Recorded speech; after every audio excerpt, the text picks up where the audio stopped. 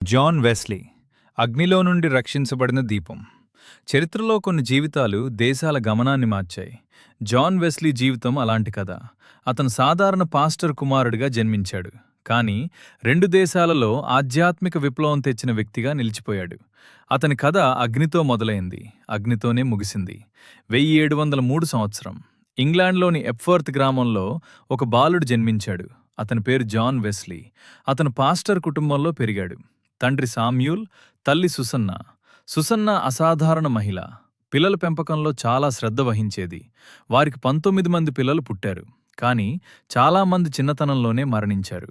10 మంది మాత్రమే బ్రతికారు. జాన్ చాలా బలహీన శిశువు, కానీ సుసన్నా ప్రార్థించింది. జాన్ బ్రతికాడు. 1709 ఫిబ్రవరి 9, చల్లని రాత్రి. వెస్లీ ఇల్లు మంటల్లో కప్పబడింది. అగ్ని వేగంగా వ్యాపించింది. అందరూ బయటికి పరిగెత్తారు, కానీ 5 ఏళ్ల జాన్ లోపలే చిక్కుకుపోయాడు. సామ్యూల్ లోపలికి వెళ్ళలేకపోయాడు. మెట్లు కాలిపోయాయి. సుసన్నా మోకాళ్లపై కూలిపోయి ప్రార్థించింది, దేవా, నా కొడుకును రక్షించు. పైన కిటికీ దగ్గర జాన్ కనిపించాడు, భయంతో ఏడుస్తూ, నన్ను రక్షించండి. పొరుగువారు ఆలోచన చెప్పారు, మానవ నిచ్చెన చేద్దాం. 2 బలమైన వ్యక్తులు ముందుకు వచ్చారు. ఒకరి భుజాలపై మరొకరు ఎక్కారు. జాన్, దూకు! చిన్న జాన్ కళ్ళు మూసుకుని దూకాడు. వారు పట్టుకున్నారు, సురక్షితంగా. సరిగ్గా ఆ క్షణం ఇల్లు కూలిపోయింది. సెకన్ల తేడా. జాన్ రక్షించబడ్డాడు. సుసన్నా అతన్ని గట్టిగా కౌగిలించుకుంది.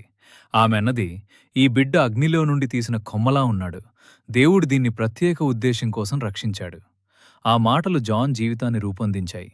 అతను తనను అగ్నిలో నుండి తీసిన కొమ్మ అని పిలుచుకునేవాడు. సంవత్సరాలు గడిచాయి. 1720లో జాన్ ఆక్స్ఫర్డ్ విశ్వవిద్యాలయంలో చేరాడు. అక్కడ అతను తన తమ్ముడు చార్లెస్తో కలిసి ప్రార్థనా సమూహం ప్రారంభించాడు. వారు చాలా క్రమశిక్షణతో జీవించారు. ప్రతిరోజు ప్రార్థన, ఉపవాసం, బైబిల్ అధ్యయనం, జైలులో ఖైదీలను సందర్శించడం, పేదలకు సహాయం. విద్యార్థులు వారిని ఎగతాళి చేశారు. చాలా పద్ధతిగా ఉంటారు అని. వారిని మెథడిస్ట్స్ అని పిలిచారు. అపహాస్య పేరు, కానీ తర్వాత ఉద్యమ పేరైంది. బయటకు జాన్ ఆదర్శ క్రైస్తవుడిలా కనిపించాడు, కాని లోపల శాంతి లేదు, హామీ లేదు. 1735లో జాన్ అమెరికాకు వెళ్లాడు పరిచర్య చేయడానికి. ప్రయాణంలో తుఫాను వచ్చింది. అందరూ భయపడ్డారు, కాని మొరావియన్ క్రైస్తవులు శాంతంగా కీర్తనలు పాడారు. వారికి మరణ భయం లేదు, హామీ ఉంది. జాన్ ఆలోచించాడు, వారికి ఉన్నది నాకు లేదు. అమెరికాలో పరిచర్య విఫలమైంది. 1738లో నిరాశతో తిరిగి వచ్చాడు. అతను రాసుకున్నాడు, నేను ఇతరులను మార్చటానికి వెళ్లాను, కానీ నన్నెవరు మారుస్తారు? నిజమైన ప్రశ్న. నీకు కూడా ఆలోచించాలి. నువ్వు దేవుని గురించి మాట్లాడుతున్నావు, కానీ నిజంగా అనుభవించావా? 1738 మే 24 లండన్లో ఆల్డర్స్ గేట్ స్ట్రీట్లో చిన్న సమావేశం. ఎవరో లూథర్ రాసిన రోమీలకు వివరణ చదువుతున్నారు. జాన్ అయిష్టంగా కూర్చున్నాడు, నిరుత్సాహంగా. అకస్మాత్తుగా ఏదో జరిగింది. అతను రాసుకున్నాడు, సాయంత్రం పావుగంట కాగానే నా హృదయం వింతగా వేడిగా మారినట్లు అనిపించింది. క్రీస్తు నా పాపాలను క్షమించాడని విశ్వాసం కలిగింది. ఆయన నన్ను రక్షించాడని హామీ వచ్చింది. ఆ రోజు జాన్ మతపరమైన వ్యక్తి నుండి నిజమైన విశ్వాసిగా మారాడు. అతని మార్పు క్షణం. ఆ రోజు నుంచి జీవితం పూర్తిగా మారిపోయింది. హృదయ మార్పు తర్వాత జాన్ వెస్లీ ఆగలేదు. అతను చర్చిల్లో మాత్రమే కాదు, బయట వీధుల్లో, గనుల్లో, పొలాల్లో కూడా బోధించాడు. చాలా పాస్టర్లు అతనికి వ్యతిరేకించారు. చర్చిల్లోకి అనుమతించలేదు, లోకి అనుమతించలేదు. అప్పుడు జాన్ చారిత్రాత్మక నిర్ణయం తీసుకున్నాడు. అతనన్నాడు, ప్రపంచమే నా పరీష్, నేనెక్కడికైనా వెళ్లి సంతోషవార్త ప్రకటిస్తాను. అతను వేలాది కిలోమీటర్లు గుర్రంపై ప్రయాణించాడు. గనుల్లో బొగ్గు కార్మికుల ముందు బోధించాడు. అతని మాటలు గుండెల్లోకి దూసుకుపోయేవి. బొగ్గు ధూళితో నిండిన ముఖాలపై కన్నీళ్లు పారేవి. జాన్ వెస్లీ 50 సంవత్సరాలకు పైగా బోధించాడు. అతను 40,000కు పైగా ప్రసంగాలు చేశాడు. దాదాపు 4 లక్షల కిలోమీటర్లు ప్రయాణించాడు 18వ శతాబ్దంలో. రోజుకు సగటున 20 కిలోమీటర్లు. అతను ఇంగ్లాండ్ మరియు అమెరికాలో ఆధ్యాత్మిక మేల్కొలుపు తెచ్చాడు. మెథడిస్ట్ ఉద్యమం 2 దేశాల్లో వ్యాపించింది. అతను ప్రజలకు 3 విషయాలు నేర్పించాడు. 1 పరిశుద్ధ జీవితం, 2 చురుకైన విశ్వాసం, 3 సామాజిక బాధ్యత.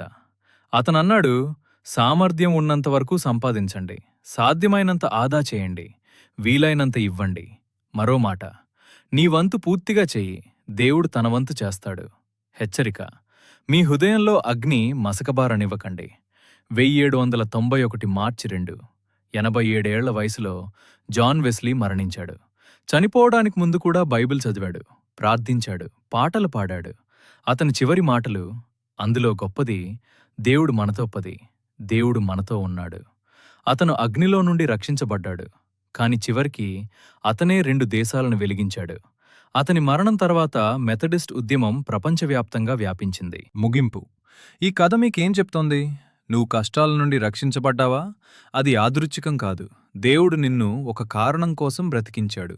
మతపరమైన పనులు సరిపోవు, నిజమైన అనుభవం కావాలి. నీ హృదయం కూడా వింతగా, వేడిగా మారాలి. అప్పుడు మాత్రమే నువ్వు ఇతరులను వెలిగించగలవు. దేవుడు నిన్ను రక్షించాడు అంటే నువ్వు కేవలం బ్రతికేందుకు కాదు, వెలిగించేందుకు. జాన్ వెస్లీ లాగా నువ్వు కూడా అగ్నిలో నుండి రక్షించబడిన దీపం కావచ్చు. నీ వంతు పూర్తిగా చెయ్యి, దేవుడు తన వంతు చేస్తాడు. ఇలాంటి మరిన్ని కథల కోసం మన బైబిల్ కథల ఛానల్ సబ్స్క్రైబ్ చేయండి. ఆమేన్.